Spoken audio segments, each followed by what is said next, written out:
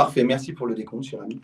Bonjour à toutes, bonjour à tous. Merci de nous rejoindre, comme d'habitude, le vendredi à 11 h sur le live de la communauté Univers VO, du club. On salue bien évidemment tous les participants au live. On salue d'ores et déjà tous ceux qui verront la rediff. Je suis très content d'avoir nos habitués, de voir le volume d'auditeurs. On peut dire auditeurs maintenant. On peut dire c'est pas trop, voilà, d'auditeurs grossir, grandir chaque jour. Et pour ne rien gâcher, aujourd'hui, nous accueillons une star, déjà une légende. Déjà. Benoît, merci de prendre le temps d'être là avec nous aujourd'hui et de participer à notre live. Avec grand plaisir. Je suis très content de participer aujourd'hui au Club Dorothée. Là, ça fait plaisir. Ça fait plaisir. Alors, moi, je ne connais plus les noms des mecs, mais il y a Jackie, Cordier. Je n'ai jamais connu, moi. C'est Jackie. Jackie, Cordier, Jackie. Ravi de vous accueillir. Oh, non, franchement, on est bien. Avant un gros manga bien saignant et bien vulgaire, on va parler un peu bagnole. Donc encore une fois, content de te voir et content de partager ce moment avec toi. Je vais passer tout de suite la main à Thib avant qu'on puisse t'entendre et t'écouter un peu sur tous les sujets qui nous animent et principalement donc, celui du marché auto. Thib, tu vas nous faire un petit résumé des chiffres du mois de mars. Du mois de mars, oui. Comment qui va le marché VO, mon cher Cordier? Alors déjà, le marché global, ma chère Dorothée, globalement, ouais, je vais aller assez vite, mais l'idée, c'est aussi de faire un peu le point sur ce premier trimestre, un peu de là où on est le marché global et plus spécifiquement le marché de l'occasion. Alors, le marché global sur le mois de mars est un peu en recul. Hein. On a un recul d'à peu près 2,8% sur le nombre d'immatriculations VN comme VO. Mais pour autant, sur le premier trimestre, on est quand même en progression de 2,6 par rapport à l'année dernière, donc ce qui est quand même plutôt pas si mal. Alors si maintenant on se penche un peu plus sur le marché de l'occasion, le marché de l'occasion, lui, sur le mois de mars, est un peu plus en recul, puisqu'on perd 3,3 points de volume par rapport au mois de mars de l'année dernière, mais ce qui nous amène au global à un cumul de 1,6 points de croissance sur le premier trimestre. Donc on peut dire que le marché VO, pour l'instant, se tient plutôt pas trop mal et plutôt dans une bonne progression. Mais on le compare à une année 2023 qui était une année de merde. Oui, alors évidemment, on n'est pas sur les chiffres d'avant-crise et d'avant Covid, hein, mais on sent quand même qu'il y a un redémarrage. Alors, on croise des doigts pour la suite et pour les prochains mois, les prochains trimestres, mais pour l'instant, on va dire qu'on est plutôt sur une bonne tendance, même si le mois de mars a donné un petit coup d'arrêt sur la croissance initiale depuis le début de l'année, sur le marché du VO en particulier. Alors, le marché du VO, il pèse toujours quand même 75% total des immatriculations. Donc, c'est aussi pour ça que c'est un marché qui est important. Mais c'est important d'avoir tout ça en tête. Alors, si après, on regarde un peu dans le détail, évidemment, le marché, il est principalement porté par les véhicules dits électriques ou l'équivalent. Mais il faut quand même relativiser parce que sur le VO, l'électrique pèse toujours que 3 ou 4% du marché total du véhicule. Benoît pourra nous préciser, mais c'est toujours le diesel qui tient le pavé aujourd'hui. Alors, c'est toujours le diesel, même si évidemment il est en recul. D'accord. Le diesel pèse 48,1% pour être précis du marché des immatriculations VO depuis le début de l'année. 40% pour l'essence. Et le reste étant réparti sur les 3 modèles d'électrification, mais on va dire que le marché électrifié, tu l'as dit, on est aux alentours des 10%, quoi. Ouais, c'est ça à peu près. Mais bon, le fait marquant quelque part, c'est qu'on vient de franchir le seuil en dessous des 50% pour le diesel. Et voilà. Bon. Donc globalement, on a quand même un frémissement sur l'électrique, même si ce n'est pas lui qui porte globalement le marché du véhicule d'occasion. Alors, je voulais faire aussi un petit focus et un petit clin d'œil sur ton secteur d'activité, Benoît, puisque j'ai quelques chiffres sur la Creuse. Ouais, c'est important parce qu'on est là pour parler voilà, du royaume creusois. Donc, dis-nous. Ouais, j'ai quelques chiffres. Alors, au mois de mars, dans la Creuse, il y a eu 926 véhicules d'occasion qui ont été immatriculés. C'est un petit recul par rapport au mois de mars de l'année dernière de 3% à peu près. Ouais, j'en ai fait que 900, c'est pour ça, c'est en baisse. Ouais. Voilà. C'est ça, un petit recul de ta part, mais ça va, sinon. Et donc, ça fait un gros recul, du coup. Et donc, si je prends sur le premier trimestre, on est plutôt en croissance de 2% avec 2665, pour être précis, immatriculation en VO. Alors, c'était un petit clin d'œil parce qu'effectivement, et on va en parler, mais toi, Benoît, ton activité, elle progresse vite et beaucoup. Et tu vas nous en dire un peu plus. Mais si on se focus globalement sur les stats qu'on a, sur la répartition entre pros et particuliers, sur les 926 véhicules vendus, il y en a à peu près 400 qui ont été vendus par les pros sur la Creuse. Donc, du coup, ça donne à peu près, toi, ton niveau de part de marché, parce que tu as fait combien de transactions, toi, au mois de mars? En mars 85. 85. Donc, ça te donne quand même une part de marché qui est intéressante sur les 400 à peu près. Ça fait quoi de faire peser plus de 20% du marché creusois du VO B2B, cher ami? Mais je pense que c'est grâce à Fred qu'on pèse de plus en plus. Je ne sais pas si tu vois qui c'est dans mon équipe. Très bien, très bien, très bon choix. Et est-ce que les gens, ils vous écoutent ou est-ce qu'ils vous voient en même temps, là, tu penses? Ils nous voient, ils nous écoutent, il y a C'est les vrai? deux. Ouais. Et ils savent que vous êtes dans des chiottes, là, tous les deux, ou quoi? Ah, écoute, ils savent, ils connaissent nos problèmes de transit. Tu vois, tu as bien vu qu'en plus, on avait un tuyau directement relié. C'est d'une efficacité redoutable. Parce que vous avez des collègues au-dessus. Ouais, mais ceux-là, on les aime bien. Qui sont eux-mêmes sur un live. Donc, si jamais on entend des choses, voilà. C'est que. Voilà. C'est de la bricole. Bon. En tout cas, moi, je suis très content d'écouter ces chiffres-là. Je pense que c'est des chiffres qui ne sont pas très encourageants. C'est peut-être aussi pour ça que vous êtes habillés en noir tous les deux, non? Ouais. C'est ça, on est en deuil. On est Ok. en deuil de nos marges. Bon, je vais essayer de vous redonner un petit peu de couleur à tout ça. Ah. Peut-être une fois n'est pas coutume, et j'espère que plein de confrères sont dans mon cas. Mais moi, depuis le début de l'année, alors, et sur le mois de mars et sur le premier trimestre, nos ventes ont grandi de 63%. Ouais, c'est Ils énorme. n'ont pas fait plus 1, plus 2, plus 4, plus 60. Je vais vous donner 2 chiffres extrêmement faciles à retenir. Je regarde mes notes parce que pour être sûr que je ne dise pas de bêtises. Le premier trimestre, on avait facturé 156 voitures l'année dernière. Ça avait démarré plutôt en douceur, effectivement, et on avait accéléré sur la fin de l'année. Donc, enfin, sur la deuxième semestre. Donc, j'insiste, 156 voitures premier trimestre 2023. En 2024, 247. Ah oui, à la vache, oui. Quasiment. 91 voitures de plus vendues en 3 mois. Donc, c'est une augmentation significative qui, pour le coup, m'apporte d'autres problèmes, qui sont, et ça va parler à certains, c'est la gestion de la croissance. Moi, aujourd'hui, mon problème, c'est pas, est-ce qu'on va vendre plus ou moins de voitures? C'est comment, j'arrive à gérer cet afflux, Ouais. la gestion des arrivages, la gestion des préparations, la gestion du personnel. Donc j'ai ce qu'on appelle, moi c'est une hyper croissance, alors pas non plus exagéré, mais en tout cas c'est une très forte croissance. Et moi mon problème aujourd'hui c'est d'arriver à la gérer. Donc je suis plutôt relativement confiant. Maintenant on va rester humble. C'est pas des chiffres de fou. On est aguerré dans la Creuse, d'accord? Et puis c'est une entreprise quand même qui est nouvelle. Donc ça veut dire que pour moi, et c'est pour ça que je ne veux pas non plus trop faire le malin, c'est plus facile de grandir quand tu pars de zéro. Moi, mon entreprise, elle a 3 ans et 5 mois. Donc forcément qu'il y a un moment donné où cette croissance va s'arrêter. Mais pour l'instant, et j'espère que ça va durer le plus longtemps possible, cette croissance, elle est mensuelle, elle est trimestrielle, elle est annuelle. Ça fait quand même 3 ans qu'on fait plus 30% tous les ans. Donc, pourvu que ça dure. Mais là, ce trimestre-là, on est à plus 60. Donc là, il y a une augmentation significative. Tu as bouclé 23 à combien, toi, en volume sur Milton? Attends. Hop. 732. Ah, top, top. Et là, ouais, tu avais déjà une grosse progression par rapport à 22, toi. Et il y a déjà 247 voitures vendues en 3 mois. Donc, on est sur un trend d'à 1000. Ouais. La fameuse barre, la barre symbolique. La première barre symbolique c'est celle que tu pèteras. je me dis, c'est vrai que psychologiquement, c'est celle que j'aimerais atteindre.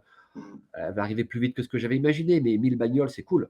C'est cool, c'est parce que ça reste quand même un territoire rural qui n'est pas extensible à souhait. Voilà, la preuve, quand tu le dis tout à l'heure, il y a le marché du mois pèse 400 bagnoles chez les pros. Bon, ça peut en faire sourire quelques-uns, c'est pas foufou. Bon, moi, ce qui m'intéresse, c'est quelle part de marché j'ai là-dedans. Visiblement, elle est plutôt bonne. Et puis on en parlait tout à l'heure en introduction, ensemble. c'est pas, et heureusement, je ne vois pas que en Creuse. Aujourd'hui, je vais dire ce qui me sauve, non, ce qui nous fait vivre et ce qui nous fait performer, c'est les réseaux. C'est les réseaux. C'est l'ultra-présence sur Internet, qu'elle soit chez Paru Vendu, Le Bon Coin, La Centrale, qu'elle soit aussi sur les réseaux sociaux. Et c'est ça, en fait, qui est important pour nous, parce que nos ventes, c'est 60% de ventes par Internet, 60% hors territoire. Donc, c'est plutôt cool, quoi. Ouais, on en a discuté aussi un petit peu tout à l'heure en aparté, mais ce que tu nous disais, c'est que tu n'expliquais pas les raisons de cette croissance, quoi. Enfin, en tout cas, c'était des raisons qui étaient multiples. Oui, oui. Alors, il y a une stratégie quand même qui est assez offensive. Alors, au-delà, on va mettre de côté tout ce qui est présence sur les réseaux sociaux. La stratégie offensive, elle est d'être, et je vais peut-être vous faire sourire, mais d'être un éternel optimiste. C'est-à-dire que quand on explique que 2024 va être une année difficile, je vais vous dire un truc. En 2022, on nous a dit que 2023 ne serait pas facile. Et en 2021, on nous a dit que 2022, ce ne serait pas évident, hein, une année après. Je peux même remonter un petit peu plus loin, vous expliquer que quand j'étais jeune cadre chez Renault, chez un constructeur, et que je devais présenter mes budgets, soit en tant que chef des ventes, soit en tant que directeur, l'année qui venait était toujours une année qui ne serait pas simple. Mais l'année pas simple, les gars, moi je la connais depuis 2000. Parce que, non, mais c'est vrai, c'est vrai. Non, mais c'est certain. Parce qu'en 2001, c'est la crise des subprimes. En 2002, on ne va pas être optimiste, les gars, parce que c'est une année d'élection présidentielle. Attention, ça ne marche pas trop fort. Enfin, il y a toujours une bonne raison pour que ça ne marche pas. Moi, j'aime bien cette excuse des années des élections présidentielles, comme si le monde s'arrêtait, tu sais. Il y a de plus en plus de gens qui se déconnectent du monde politique, mais chaque année, chaque élection présidentielle, le monde s'arrête de tourner, quoi. Il y a 3 mois de campagne, 1 mois d'ultra présence à la télé, mais du coup, les gens n'achètent pas de voiture de janvier à décembre. Jamais, ils ne savent pas. Attends, t'imagines? Ah non. Attends. Oh. Et puis, alors, voilà, et puis, même si c'est un peu moins drôle, c'est la faute à l'Ukraine, c'est la faute à la guerre, c'est la faute au machin. En ce moment, le contexte est difficile. Non, mais merde, mon cul est sur la commode.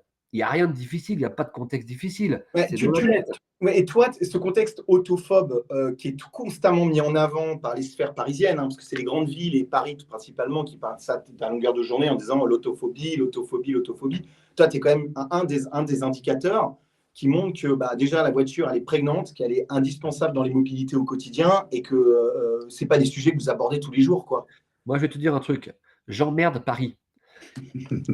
Quand j'ai dit ça, il me reste encore en France plus que 35 900 communes pour vendre des bagnoles. Ouh, c'est serré. Tu réduis une grosse part de marché quand même, méfie-toi. Hein. 35 000 communes, on peut bosser dans ces conditions. Le reste de la France roule en bagnole. C'est clair.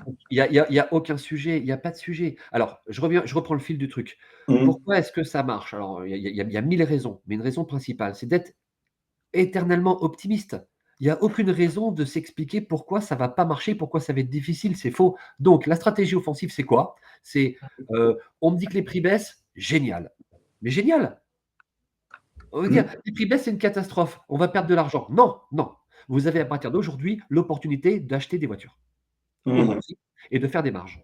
Si vous avez des vieux stocks, c'est que vous n'en êtes pas occupé avant, et ben c'est le temps de vous en occuper. On en a parlé avec Starter, c'est un sujet, c'était pas vendu, pas perdu, c'est d'une bêtise insondable. Ne garde pas tes stocks que tu as payé trop cher, tu fous en l'air ta trésor et tu fous en l'air des opportunités marché. Tu peux plus acheter au bon prix derrière. Non, il faut, comme on dit, on coupe le doigt avant de couper le bras. Et puis si parfois il faut couper le bras, il faut couper le bras. Mais avec ce qui reste, on va racheter des bonnes voitures au bon prix et faire des marges et se refaire la cerise. Voilà. Exactement. Parce que la clé, c'est la gestion, en fait, c'est la rotation des bagnoles. C'est évident. Mais bien sûr, et heureusement que ce n'est pas si simple que ça. Mais il faut être gestionnaire. Celui qui n'est pas gestionnaire, celui qui n'a pas compris ça, il faut qu'il fasse autre chose. Parce que si moi, j'y arrive dans mon coin, et moi, je ne suis pas plus intelligent que les autres, c'est bien que n'importe qui peut y arriver. Si j'arrive à sortir 85 voitures à Guéret dans la Creuse, ville de 13 000 habitants, c'est bien que n'importe qui peut y arriver en France. D'ailleurs, ça va être la question, quand tu auras vendu toutes les voitures à tous les habitants, mais tu vas les vendre à qui, enfin? Eh bien, il faut les renouveler, elles sont d'occasion. Ils vont les changer. Lui, il est pour le réarmement, par la natalité. Et il y a des accidents, puis il y en a qui aiment bien changer, heureusement d'ailleurs. Et ça lui arrive de vendre déjà 3 ou 4 fois la même bagnole. Madame Michu, à chaque fois qu'il la voit, oh regardez, Donc, j'ai la voiture pour le lundi, le mardi, le mercredi. je continue. Vous allez voir, parce que la stratégie, elle est assez simple en fait. Une fois qu'on veut être optimiste et offensif, et ben on se donne les moyens de l'être. Ça veut dire, on augmente par exemple les encours avec les banques.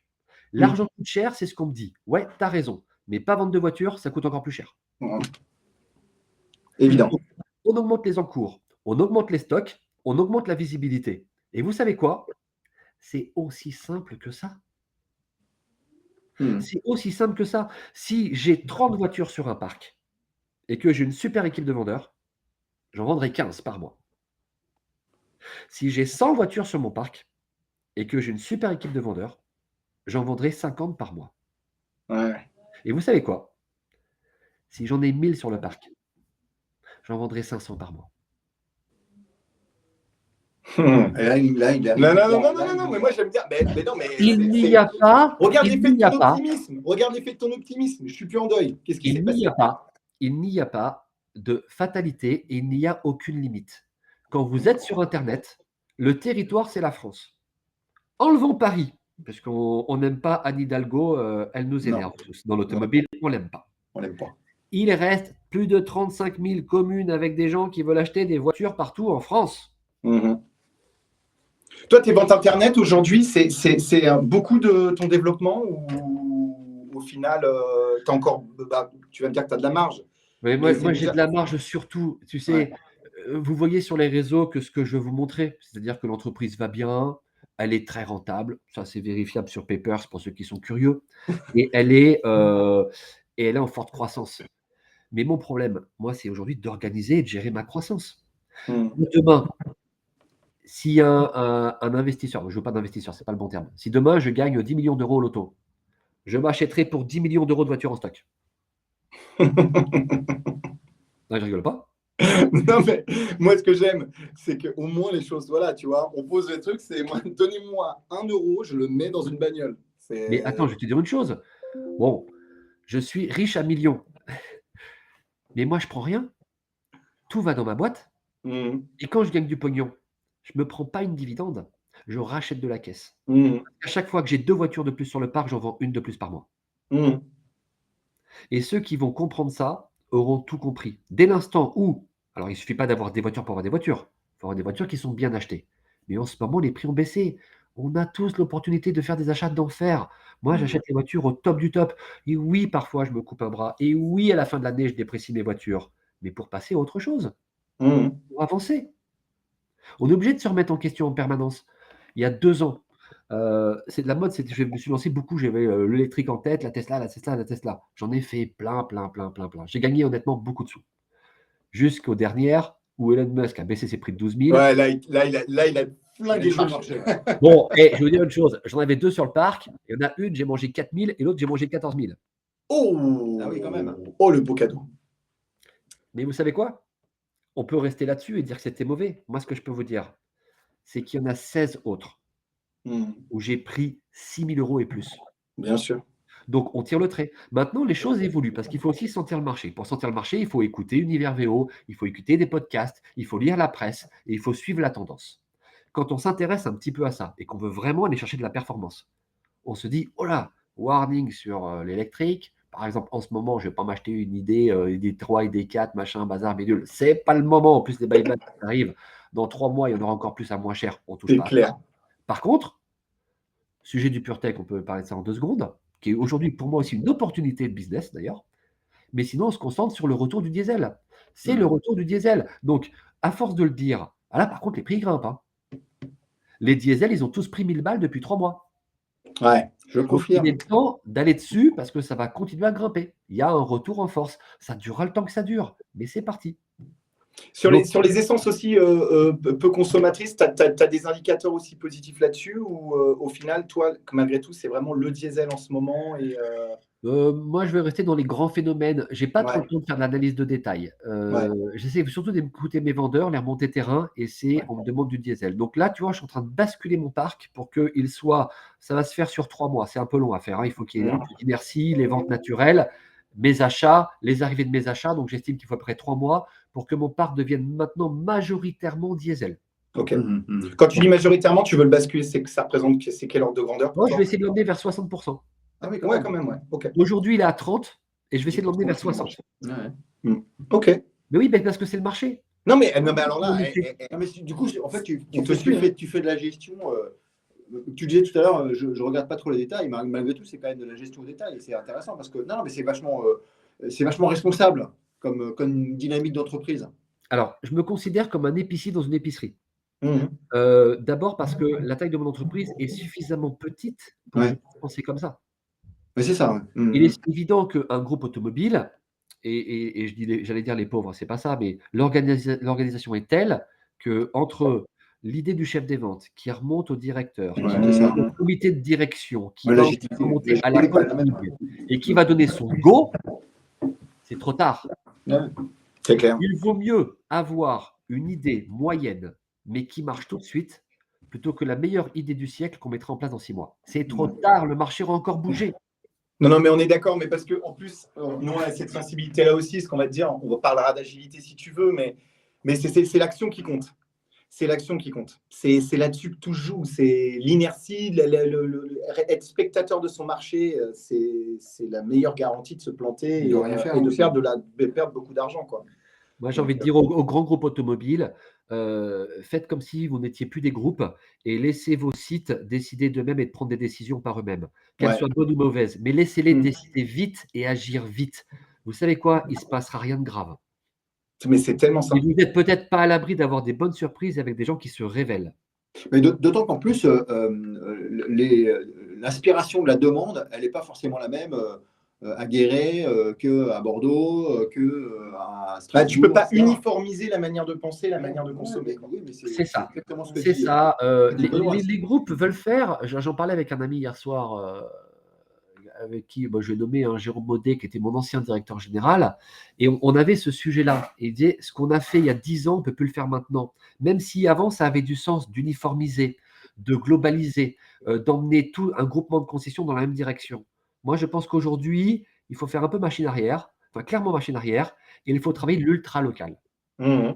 C'est le mec de Lormont, qui habite à Lormont, qui connaît le boulanger, Bien sûr. le directeur machin. Il faut que ce soit lui qui pilote sa ville. Et Mais son totalement.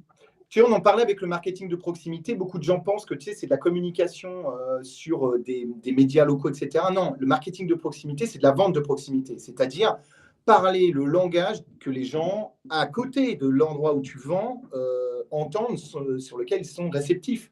Et ça va là-dessus, en fait. C'est exactement ça. Ce qui est intéressant aussi, c'est qu'en fait, on est en train de vivre un bouleversement dans le mode de distribution. C'est-à-dire que historiquement, dans l'industrie, on fabriquait des produits et après, on les vendait et on les poussait auprès du conso. Là où aujourd'hui, c'est ce que tu dis très justement, Benoît, c'est-à-dire que tu écoutes tes vendeurs et les vendeurs, ils écoutent leurs clients et les clients, ils font des demandes. C'est-à-dire que l'industrie, elle a changé. Maintenant, on fabrique des produits qui sont demandés par les consos, par les clients, quoi. Quand j'étais jeune, chef d'entreprise média, il y a 2 semaines, et donc du coup, je me souviens que c'est la stratégie du push et du pull. C'est-à-dire les mecs qui pensaient d'abord à sortir les voitures pour les vendre, où le constructeur disait non, moi il y a de la place pour garer des bagnoles. Tiens, un cadeau. Tiens, oula, c'est quoi ces 5 mètres carrés là? Non, c'est rien, je veux mettre des plantes. Non. Tiens, mets-moi une horreur vert kaki là. Allez hop, ça dégage. Et je me souviens de ça, c'était vraiment cette strate de. Et toi, tu es plus, comme tu le dis, dans cette stratégie de. Doit d'abord penser à vendre la voiture, enfin à ce qu'on va vendre, plus que quasiment au final à remplir le parc de voitures pour avoir des voitures, quoi. Il faut déjà aussi avoir l'idée de ce qui se vend. Bien évidemment. Et puis après, la clé, c'est aussi les achats. Parce que c'est pas le tout de remplir pour remplir. Moi, je pense quand même qu'il faut en avoir le plus possible, mais le plus possible bien acheté. Qui t'accompagne sur les achats, toi, vu le temps que parce que comme tu développes aussi tes différentes marques, et on abordera rapidement ta nouvelle aventure Eligo, mais tu as quand même beaucoup de temps à passer là-dessus. Aujourd'hui, c'est quoi? C'est ton vendeur qui te. Toi, tu as tes réseaux d'achat, mais qui te pousse sur les modèles à prendre, etc. Toi, tu te sers vraiment de la personne sur le terrain? Non. Là-dessus, j'y vais tout seul. Ah ouais, tu le fais encore, toi? Ouais. J'achète tout seul et j'ai une particularité, c'est que j'achète la nuit. C'est pas une blague. Mais je sais, tu me l'avais déjà dit, mais en plus, je te vois J'achète pas genre les voitures sur un parking la nuit. en hibou devant son écran la nuit, tu sais, à 2h du matin. Ouais, vas-y, j'achète ça. Ta femme qui arrive, qu'est-ce que t'as fait, chérie? J'en ai pour 300 000, laisse-moi tranquille. Alors, tu sais quoi, tu dis ça en rigolant, Mais c'est mais vrai. t'es tellement pas loin de la vérité. Mais t'es tellement pas loin de la vérité. Je te Moi, jure. j'attaque les achats tous les soirs à 22h. J'attends que tout le monde soit couché chez moi. Mhm. Les journées passent à une vitesse folle. La Ouais. nuit, je suis au calme pour faire mes achats. D'ailleurs, je fais une dédicace en passant à Pierre Barthélémy de chez VO360. Bah, on l'avait au On l'a eu téléphone au téléphone tout à l'heure. Ouais. Voilà, donc, Voilà, qui embrasse aussi. qui est un de mes partenaires principaux et Mhm. quelqu'un pour qui j'ai beaucoup d'estime et me fournit à peu près 30% de mes achats. Quand même. Et Pierre, qui est justement, alors, en plus d'être un grand professionnel, c'est quelqu'un de très intelligent et lui, il sait comment je bosse. Donc maintenant qu'il connaît mes habitudes et il sait ce que j'aime acheter, bah, il va me pousser que ce que j'aime. Mhm. Il va me l'envoyer que à 22h ou 22h30. Il sait au moment où je suis sur mes trucs. Enfin, le mec, il a tout compris, quoi. Mais aujourd'hui, un vendeur B2B, alors moi, je ne suis pas en train de dire aux gens, attendez 22h pour contacter mes clients. Les meilleurs achats sont à Il va me bombarder, 22h. tu sais. Et Benoît, il va recevoir à 2h. Ouais, mais n'empêche que je suis devenu son meilleur client au bout d'un moment. Parce Ouais, que c'est ce sûr. garçon-là, il s'est adapté à moi et Mhm. parce qu'il s'est dit, tiens, allez, je sens que ce mec, il est un peu bizarre, mais il a l'air de bien suivre le marché. Je vais lui pousser à son horaire comme il aime et machin. Bah, tu sais quoi? Bah, il a tout compris. Mhm. Avec moi, il a tout compris. Et je t'avoue que, et sans dire du mal des autres, ceux qui me poussent des WhatsApp, des mails à 15h, 14h ou 16h, ils n'ont jamais mon attention. Mhm. Parce que je suis un garagiste dans son garage. Parce que moi, je m'inquiète de savoir si on a reçu les 2 pneus du 2008 de Madame Martin, Mhm. si je vais ensuite aller voir le vendeur parce que le client qui est là, il veut absolument faire un petit selfie avant de partir ou qui veut avoir l'avis du patron pour la reprise. Donc, moi, je cours dans la journée. Et le seul Ouais, moment c'est clair. où je ne cours pas, c'est la nuit. Donc, c'est mon rythme d'achat. Alors, Du coup, ma question, à quelle heure tu as acheté les dusters?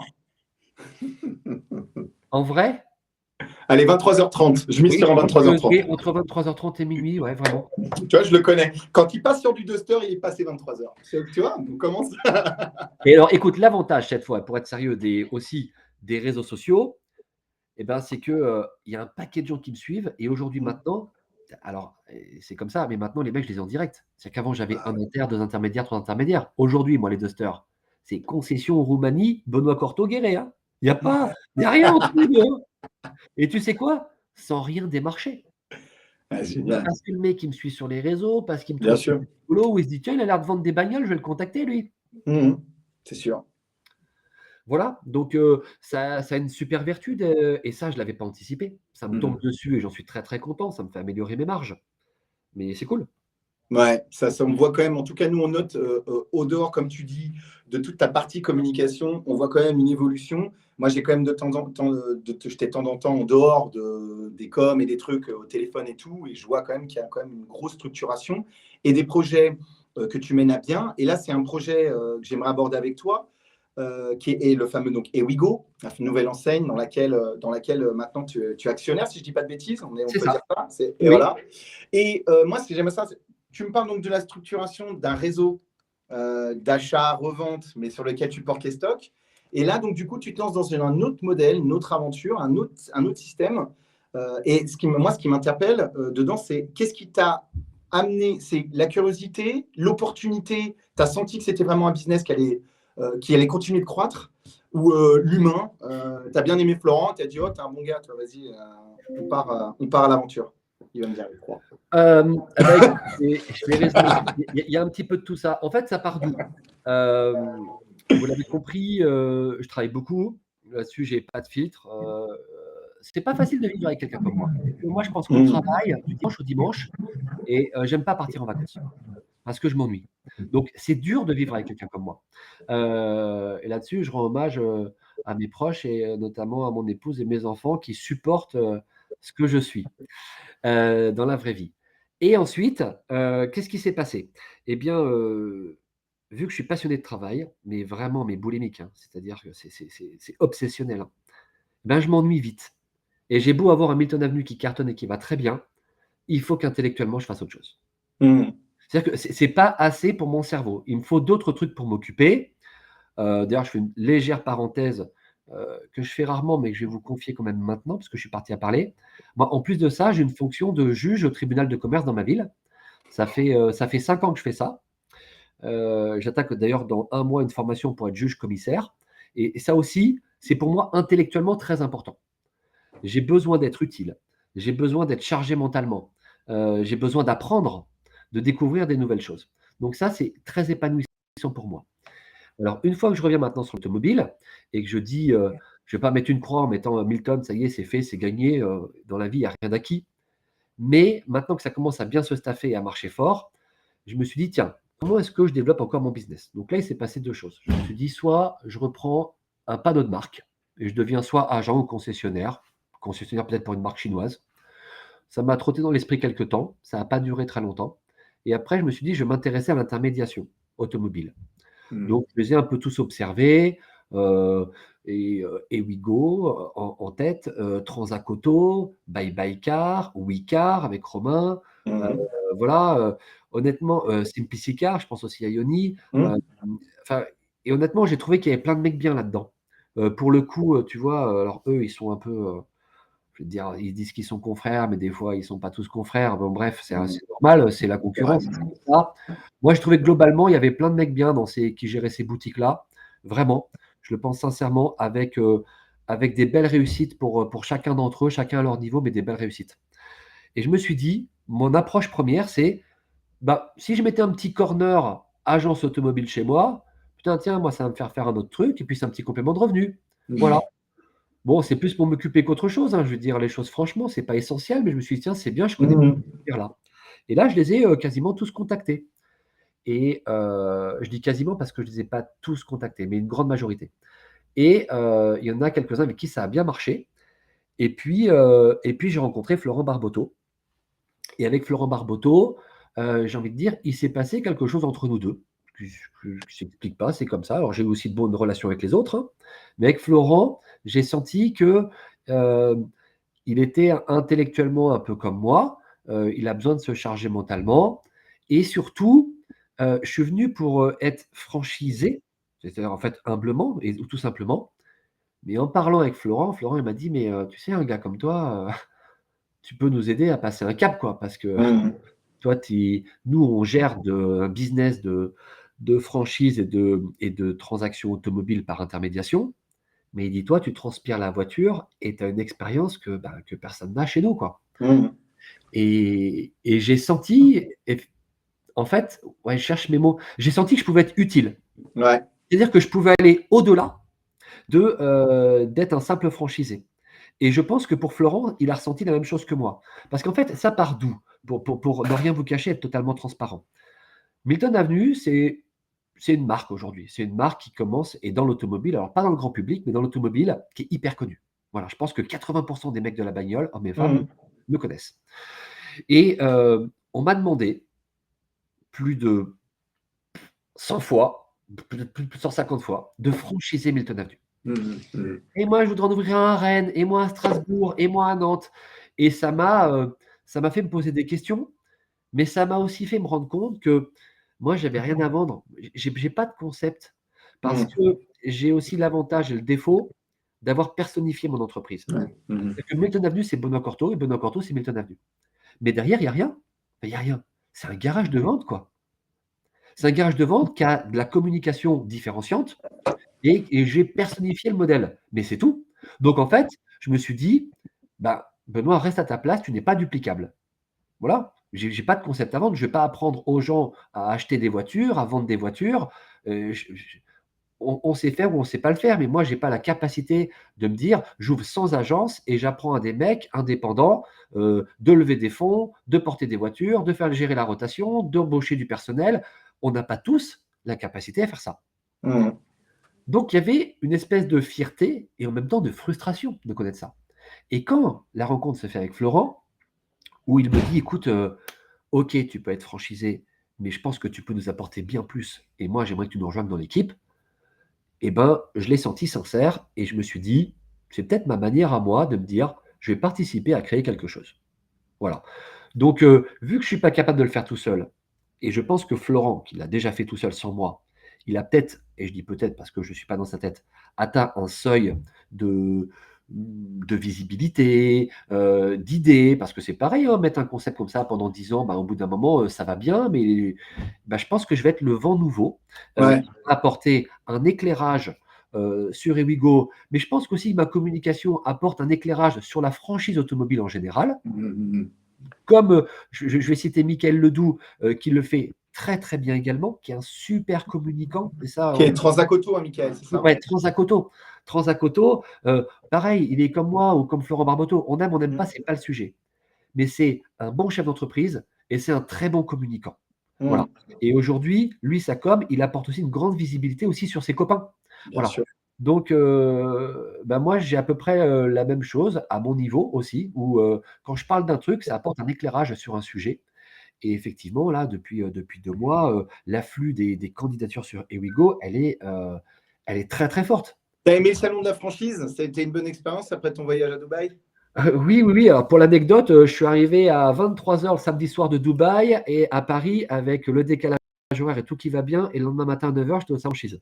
Ouais, c'est solide gaillard. Ouais. Solide gaillard. Ouais. Et le lundi matin à 8h à Guéret pour attaquer le garage. Bon, bref. Ah bah évidemment. De toute façon, tu connais la connexion, tu l'as dit toi-même, un Dubaï-Paris-Guéret, voilà, c'est le J'ai trouvé ça très intéressant, surtout que c'est un monde de la franchise que je connais pas. Donc, c'est super bien de voir des porteurs de projets, des gens qui sont même pas forcément dans la voiture, qui n'ont pas notre langage, notre discours, et qui ont des projets de vie, de changement de vie. Et moi, je découvre ce monde-là. Et c'est ça aussi que j'aime bien chez Ewigo, c'est que je m'enrichis de ces nouvelles rencontres. Je m'enrichis de cette nouvelle approche de gens qui se lancent dans le projet de leur vie, qui se disent: «Ah, je suis cadre, je dis n'importe quoi, à la banque pop et j'en ai marre, je veux plus de tableau, je veux être à mon compte et j'aime les bagnoles et je veux me lancer à pornicher», tu vois? Enfin, je trouve ça formidable. Voilà. Donc Bah, voilà. génial. C'est une super aventure. Moi, j'ai hâte de suivre et de voir la suite et de tout ce que tu vas pouvoir encore nous réserver comme surprise parce que connaissant que ta boulimie de travail, voilà, il va y avoir une étape Ewigo, il va y avoir une étape tout ça. Je pense que tu vas vraiment accompagner le développement. Ouais, moi, je voudrais juste quand même, parce que Benoît n'en a pas parlé, mais moi, j'ai le sentiment aussi des recettes, des éléments de recette du succès, c'est ton humilité, ta franchise. Enfin, on le voit au travers de ce live, hein, et la manière dont tu nous expliques comment tu vois les choses, mais humblement. Et puis, c'est ta passion, clairement, à la fois pour ton métier, pour cet écosystème. Et pour moi, c'est quand même des éléments qui sont au-delà du côté optimiste et tout ce que tu nous as expliqué juste avant. C'est aussi porté par une personnalité et qui, enfin, je le dis tout à fait honnêtement. C'est le moment d'amour, c'est le moment d'affection, c'est le moment de partage. Moi, j'aime bien ces moments-là. Écoute, franchement, on reçoit beaucoup de partenaires dans ces lives et c'est toujours appréciable d'avoir Benoît parce que au-delà du côté sympathique qu'on voit sur les réseaux sociaux, c'est quelqu'un qui dit la vérité et qui le dit avec beaucoup d'humilité. Et moi, je trouve que c'est appréciable. C'est tout à fait dans l'ADN de ce que nous on porte au travers d'Univers VO. Vous savez quoi, Thibaut? Je vais vous dire la vérité maintenant. Ouais, dites-moi. Je vais vous dire la vérité. Merci, c'est très gentil. Je suis convaincu effectivement que la communication règle 95% de nos problèmes dans la vie. Mais pour tout, pour les copains, pour la copine, pour la femme, pour le conjoint, pour le travail, pour les collègues. Il faut qu'ils parlent tout le temps.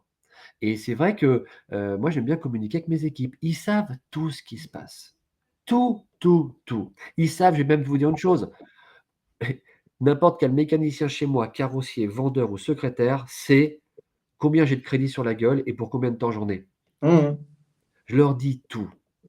Je les implique à leur faire comprendre qu'ils font partie justement de cet ensemble et qu'on est fiers tous ensemble. Voilà. Et oui, c'est bien de se dire les choses et de dire la vérité, c'est essentiel. Hein. Oui, c'est essentiel. Et pour moi, c'est une des marques de réussite aussi. On partage ça aussi également parce que toi, tu ne dis pas tout. Non, je te dirai jamais tout parce que sinon tu paniques. Après, tu pleures et puis voilà. Non, c'est bon. Non, tu es trop sensible. Tu peux pas tout. Voilà, c'est pas faux. Je parle jamais de la banque avec toi. Jamais. mais non, mais on partage totalement. C'est vraiment, comme le disait Thibaut, un ADN commun et un plaisir de partager cette énergie. Et encore une fois, on ne peut pas dupliquer un Corto, mais c'est quand même dommage. C'est quand même dommage qu'on on en voit de plus en plus quand même des personnes qui s'ouvrent, qui se livrent, qui parlent de la voiture avec de la passion et une vraie ouverture d'esprit.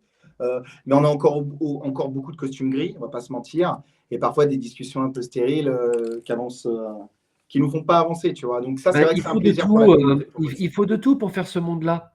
Et j'ai envie de dire encore heureux. C'est ce qui fait que, vous savez, on va enlever le monde de la bagnole, mais vous allez voir, c'est duplicable partout. On a tous des villes dans lesquelles on habite. Dans les villes dans lesquelles on habite, il y a des rues. Dans les rues, il y a des boulangeries, par exemple. Et il y a des rues dans lesquelles, des fois, il y a deux ou trois boulangeries. Vous savez quoi? C'est toujours les mêmes où on fait la queue dehors. C'est vrai. Et c'est toujours les mêmes où il n'y a personne dedans. Vous savez vrai. quoi? Parce que les hommes et les femmes font la différence. Par leur qualité de travail, par leur qualité d'accueil. Mais c'est toujours les mêmes. Et bien dans la bagnole, c'est pareil. C'est toujours les mêmes qui seront en haut de tableau, toujours les mêmes dans le ventre mou et toujours les mêmes en bas. Et c'est pas critiquable, c'est comme ça, c'est la vie. On va prendre, moi qui suis passionné de Formule 1, je vais vous faire une petite anecdote, c'est pareil. Alors, n'y voyez pas de malice ou à me comparer, mais je vais parler de Max Verstappen. D'accord? Pareil, pas de sujet, on aime, on n'aime pas, on s'en fout. Mais Max Verstappen, il est numéro 1 mondial. Mais par contre, contrairement aux autres, qu'on dit qui sont aussi de très très bons pilotes, d'excellents pilotes, et qui chez eux rentrent le week-end, vont faire du jet ski, des machins. Mais Max Verstappen, qu'est-ce qu'il fait le week-end ou la semaine? Il s'entraîne. Il lâche pas. Le mec, il est numéro 1 et il lâche jamais un jour. Il est dans l'ultra passion, dans l'ultra performance et dans l'ultra détail. Moi, je me reconnais là-dedans. Voilà. Et je dis pas qu'il faut être comme ça, parce que c'est pas forcément un gage de réussite ou de bonheur. Mais moi, je m'épanouis à aller chercher l'ultra performance et l'ultra détail pour devenir meilleur que moi-même. Et je souhaite aux gens de devenir eux-mêmes meilleurs qu'eux-mêmes. J'ai fait un post il n'y a pas longtemps en disant arrêtez de vous comparer à Pierre-Paul ou Jacques. Mais arrêtez, mais c'est inutile. On s'en fout. Devenez déjà meilleur que vous-même. Apprenez à vous connaître, apprenez à être heureux, apprenez à rayonner et transmettez ça aux autres. L'avenir est dans le coaching, Benoît, je pense. Là, il y a un truc aussi bientôt avec des séminaires et des choses à monter. Cher ami. Alors, on commence à me demander, pour être franc, de le faire, d'intervenir dans des sociétés pour parler de ça. Pour l'instant, je ne le fais pas. Peut-être que ça évoluera. Mais j'en doute pas une seule seconde. Bon, je pense qu'on a la conclusion. On a passé un super moment. En conclusion, moi, je pense qu'on a le Verstappen le Verstappen automobile. Le Benoît Corto Verstappen de l'automobile. Mais en tout cas, encore une fois, un gros plaisir de t'avoir et d'avoir partagé ce moment. Tu reviens quand tu veux. Hein. Tu reviens exactement. Si seulement il y a un troisième toilette avec vous ou pas pour que je m'assoie? Ouais, t'inquiète, on fera la place. Il y en a un juste en face de nous, il est rouge. Il est Rubicon, terrible. Il vient simplement depuis 1 heure. En tout cas, je suis très honoré que vous ayez pensé à moi et de m'avoir invité. Franchement, ça me fait très plaisir. Vraiment. Plaisir partagé. Plaisir partagé, exactement. Bon, merci pour tout. Pour tous ceux qui ont assisté au live, merci pour votre présence. Pour tous ceux qui vont le découvrir en replay, en rediffusion, n'hésitez pas à rejoindre la plateforme, bien évidemment, et à vous inscrire une fois que vous avez vu le live pour participer, donc du coup, au direct, si tout cela vous intéresse, bien évidemment. À très bientôt tout le monde. Une excellente fin de journée, un bon week-end à venir, et à très vite avec le Club Univers VO. Merci, Benoît. Ciao. Salut.